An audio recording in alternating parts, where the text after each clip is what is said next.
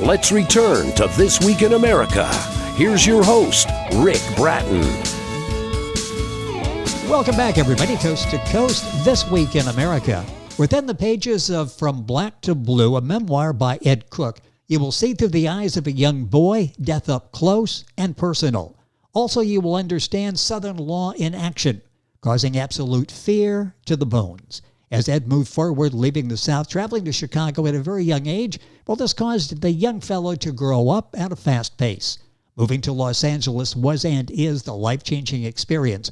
While living in Los Angeles and attending Los Angeles City College and California State University at Los Angeles, he entered the field of law enforcement and subsequently became the first black officer to work LAPD SWAT. From Pine Bluff to serving on one of the most fierce police agencies in America. From Black to Blue, a spellbinding, deeply emotional account of Ed's plight to overcome disappointment and accomplish that particular success that he sought. Recipient of the prestigious Plume Award for Literary Excellence, and author Ed Cook is our guest on This Week in America. Ed, welcome to the program. It's great to have you with us. Well, thank you. It's very good to be here with you. What a story you have. And I want to start from the very beginning. I just touched on your background. Tell us a little bit about yourself, then we'll get to Los Angeles and really the trailblazing path that you had in your career in Los Angeles. Talk about growing up.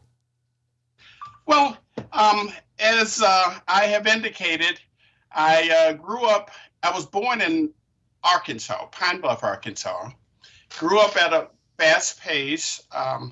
As a matter of fact, from there, I was educated in Arkansas, and we were in a segregated community. Ended up going to college there in Arkansas and got married at an early age and subsequently moved to Chicago. And from Chicago, I finally moved to California and have been here ever since. From 1964 is when I moved here to California. Talk about that adjustment from Pine Bluff to Chicago. I mentioned that was an eye-opener. And then eyes open even more when you moved to Los Angeles. What was that like making those transitions? Ironically, each transition I made was a good one. I do remember way back, I believe 1949 was my first real encounter with the police. And that was in Pine Bluff, but at that time we did not recognize the police as the police. Everyone called the police the law. That's what it was called. Interesting. And I witnessed death at a very young age. And the first was the lady on the side of my grandfather's honky-tonk. And that just really scared the daylights out of me. When the law showed up, they had the big antennas on the back of the car. My sister had told me those antennas was used as whips to beat people with. And being as young as I was, I knew no difference. But from there, after I had an uncle that I used to watch all the time, his picture, he was a Chicago policeman, but his name was Wilson, Fedor Wilson. Well, actually Dennis Wilson, but we call him Fedor. And he subsequently was killed on the Chicago Police Department. But after going to Chicago, I worked on various jobs, but never, ever did I want to be a police officer in Chicago. It just was not an entertaining type occupation for me. And after my wife, who I was married to at that time, had been to Los Angeles numerous times. Ironically, she used to tell me about tacos and burritos. I had no idea what a taco or burrito was. She would describe it, but it made no sense because during that time in Chicago, they didn't have tacos and burritos. And so we decided to come to California, and initially it was for a vacation. We packed up, We drove to Arkansas first and visited the people. And then from Arkansas, we hit Route 66 and came to California. Yes.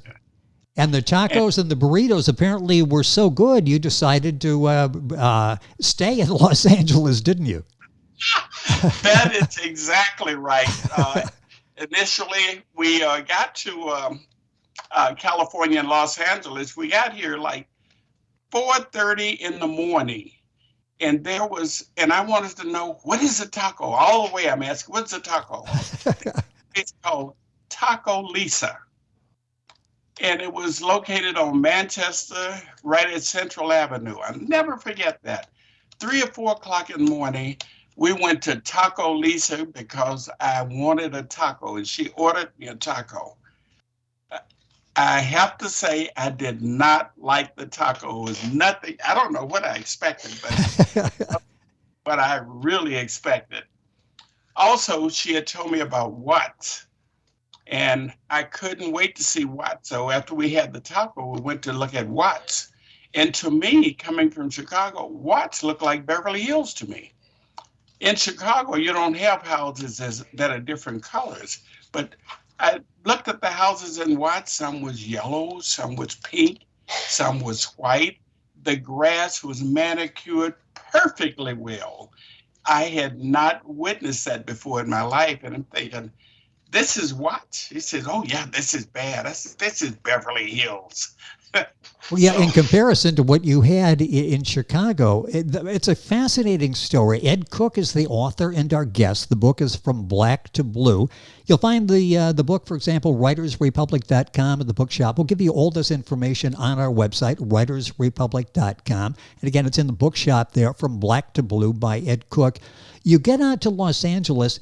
You weren't going to stay there, and you get there, and then you have this desire to pursue a career in law enforcement. How did that happen? When did that start? And keep in mind, as Ed tells his story, we're dealing with the mid-'60s here. So this is a very volatile time in history, not only in Los Angeles, but all across our country. Absolutely. Even though we were here initially to be on vacation, but we drove here, which I forgot to mention. We had a new car. It was a 64 light blue Thunderbird. At that time, Thunderbirds was nice cars. Oh, yes. The upper echelon drove cars like that. Cadillacs, Oldsmobiles, Thunderbirds. And my wife was driving the car southbound on Central Avenue at Gage. She was stopped by the police. We had never witnessed anything. They pulled her to the side, pulled her out of the car, and I know we don't have a lot of time, but she was put out on the ground.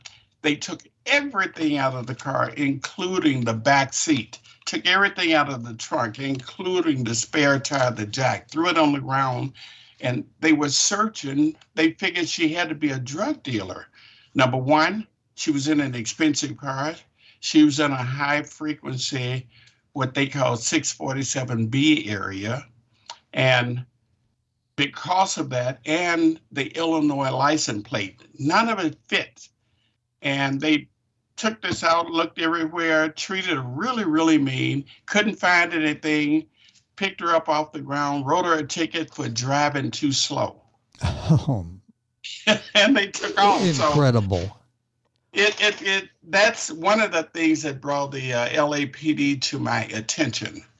And she insisted that I would go and tell somebody about this, make a complaint about it. So I did.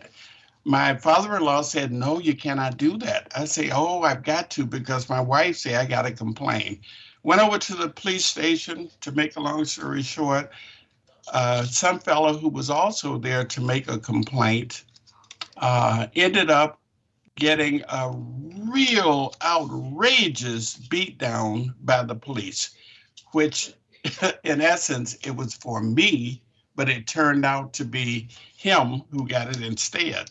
Wow. So that kind of drew my attention. But all in all, some of these things are what caused me to really want to gravitate toward the police department. And you'll find all of this in Ed's memoir. The book is From Black to Blue. You'll find it at writersrepublic.com, at the bookshop, available, of course, wherever books are sold. Time is going by so quickly. Let's talk about your work in the LAPD. What was that like? And then becoming the first African-American to be in the SWAT unit. Talk about that. I mean, you were a trailblazer back at that time. And again, time frame, we're talking mid-'60s here. What was it like in the police department and being part of the SWAT team? The police department, once I was successful, as a matter of fact, it took 4 years of constant ins and out and trying and failures and successes before I finally was certified to go into the academy with the police department. And once I did, as I remember, in the 60s, there were 164 people in my academy class, of which 5 were Black officers. The others was a mixture that was in the police department at this time.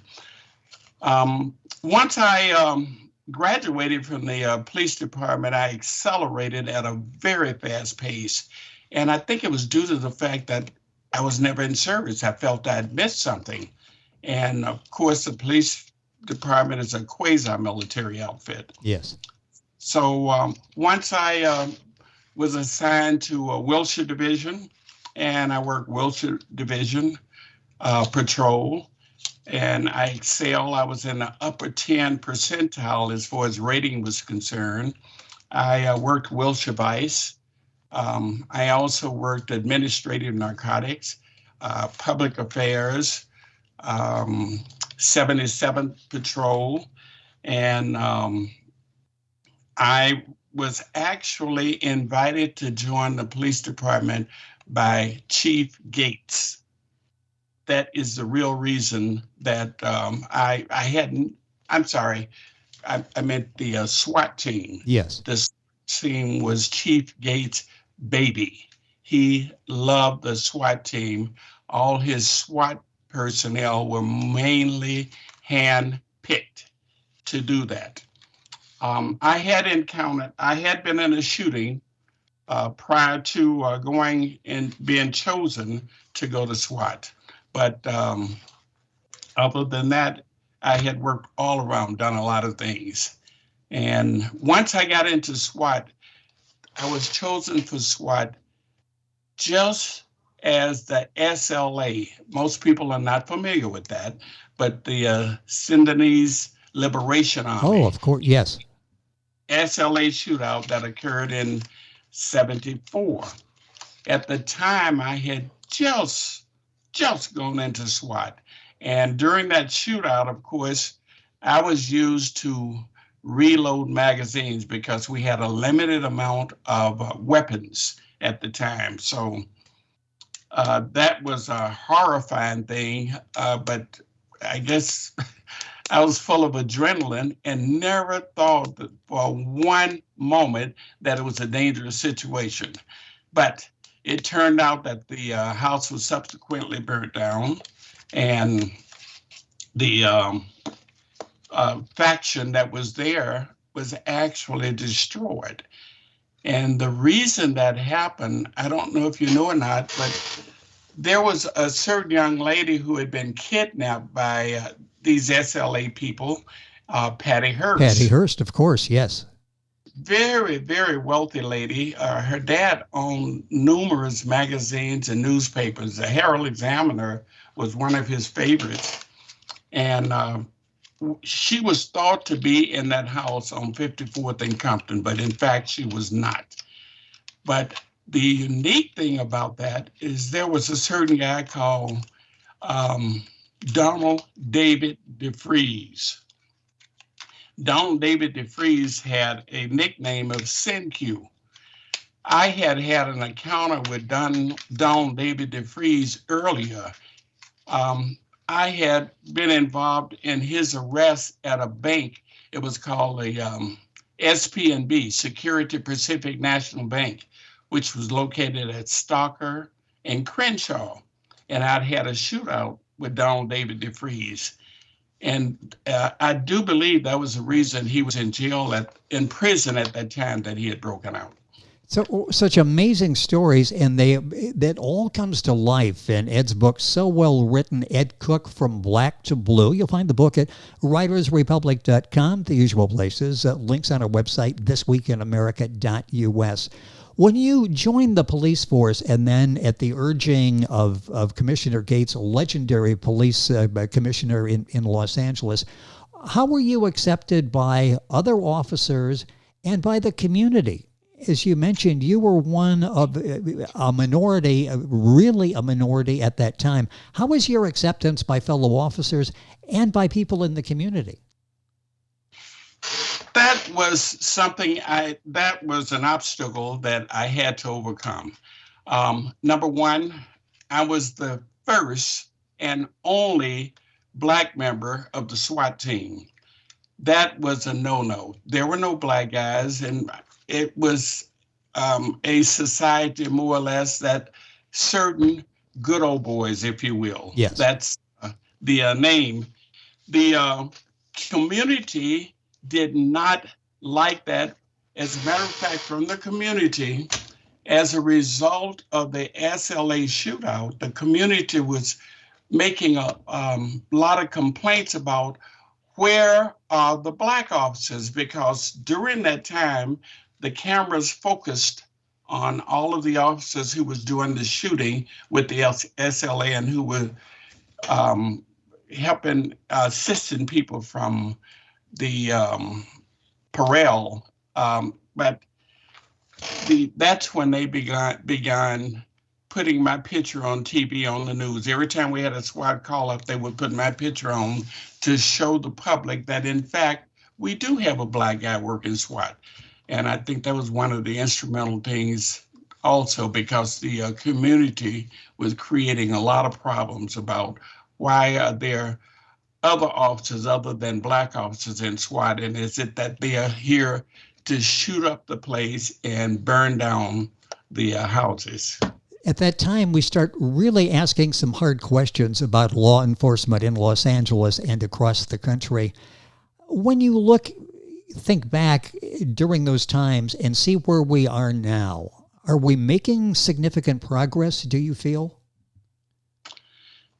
In my opinion, I do remember that Mayor Bradley, I'm not sure if you're familiar with him, but Mayor Yes. Bradley was a Los Angeles police officer. Mayor Bradley used to bump heads with the chief all the time. All right, Mayor Bradley reached the rank of lieutenant, and he subsequently decided to become a city councilman, and from that he became the mayor of LA, I believe a 3-term mayor, if I'm not mistaken. And it's kind of hard to figure this out, but he had different rules and different regulations and different ambitions as to where the police department should go. And Chief Gates had his own rules and own regulations, who I think is the best chief the police department has ever had in life. You know, it's amazing, and the story unfolds so well in Ed's book, his memoir, From Black to Blue. A few minutes left in the program. Boy, we've really gone very quickly over your career and so much to talk about. And read the book, and it's one of those where it's a real page turner. You'll start reading and not want to put the book down. What do you hope people take away? What's the takeaway from the book From Black to Blue, do you think? I feel that the book really will reveal that while the police, in essence, a lot of people don't know policemen, don't understand that they are human.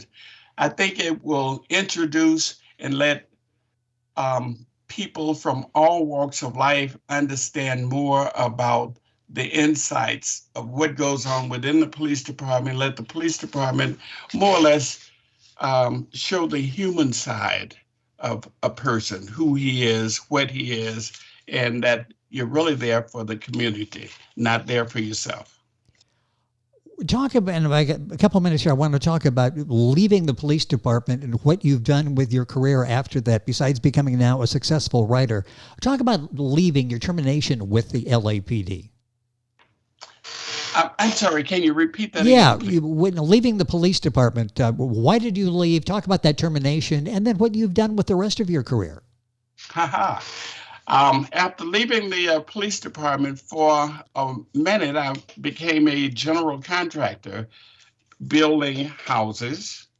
From that, I went to becoming a bail bondsman, a California bail bondsman. I am a bail bondsman now, have been for in excess of 30 years, and I own my own bail bond company, and I find that it is very rewarding because I'm not only do I redeem myself for all of the arrests I made, but I take a lot of people out of jail. And I also put a lot of people back in jail too. Well, okay, it's an interesting story, and the book is full of interesting stories, a real trailblazer from black to blue.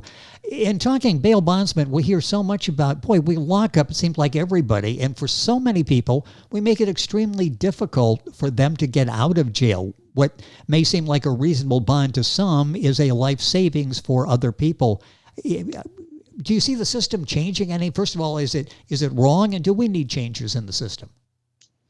You know, there are numerous changes in the system from this simple 30 years that I've been a bail bondsman. It turns out a lot of people cannot afford to bail out of jail.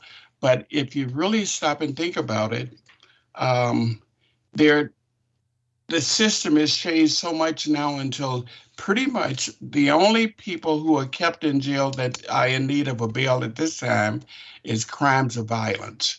Yes. A lot of crimes have been decriminalized now. I'm going to take 30 seconds here at the end. This is such a fascinating story. You went into it with the clear vision of your wife and how she was treated, the recollection of the police department with the antennas they used to whip black people. When you got in, what did you find? And this is unfair to ask this question with a 30 or 60 second time limit, but what did you find, and did you feel you were able to make a difference by being there really at a very crucial stage for law enforcement in the country? You know, that was my main purpose, to make a difference when going in. And ironically, when I became a policeman, I ran into numerous black males who would say, "How did you get that job? I wanted to be one. I feel I could help if I'm one of them." I said, "That's exactly why I became a cop, to make a difference." Ironically, I don't know if I really made a difference or not. I tried, but I'm not sure if I did. We find out all of this in the story, and it wasn't like a smooth coast. Once Ed got in, a lot of no's, and he had to overcome rejection to get where he is with the stature and the SWAT division and what he's done with the rest of his life. It's a fascinating story and inspiring, a riveting story. The book is From Black to Blue. Ed Cook is the author, C-O-O-K, the common spelling of Cook.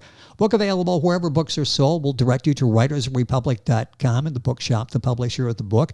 Information, of course, is on our website, thisweekinamerica.us. Ed, it's been a pleasure, sir, to have you on the program. Thank you so much. Congratulations on the success of your career as a bail bondsman, and certainly now as a successful, award-winning published author. Thank you for joining us. Well, thank you very much. It's been a pleasure meeting with you. Ed Cook, our guest. The book is From Black to Blue, writersrepublic.com, and the bookshop, a great place to find it. Link on by going to our website, thisweekinamerica.us. We're back on today's program after these messages. This Week in America is online. You can visit our website, thisweekinamerica.us. Scott Pinkerton, associate producer of This Week in America. Jay Anderson, segment producer. Ben Watson, webmaster. Otto Bechet, director of engineering and TV production. This Week in America produced and is a trademark of Blue Funk Broadcasting, LLC. For information on all of our guests and to listen to this week's show, our website again at thisweekinamerica.us. And I'm Sean Bratton, executive producer of This Week in America.